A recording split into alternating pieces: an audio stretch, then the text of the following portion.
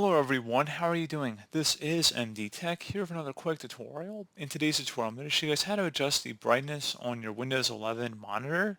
So this should hopefully be a pretty straightforward process, guys. And without further ado, let's go ahead and jump right into it. First thing I'd recommend doing, if you're using a laptop, there's likely a brightness button that goes up and down. There might be two buttons near the top of your keyboard. You can look up for your specific manufacturer of and make of laptop and see if there's a button you can just physically press to turn your brightness up and down.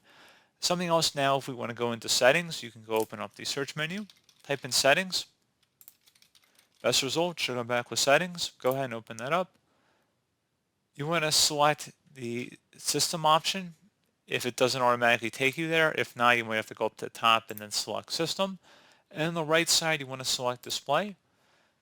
Now, there will likely be a section underneath brightness and color that will say brightness, and you can adjust the brightness there. Since I'm in a virtual environment, it's not going to let me do that. However, there should be an option here. You can actually scroll it either to the right or the left. So again, that's something else you guys can try here. And something else here as well, if you close out of here, open up the search menu, type in control panel, best match, come back with control panel, go ahead and open that up. Set your view by to large icons, and then you want to select power options. On this page, you should see underneath show additional options. You may have to expand it.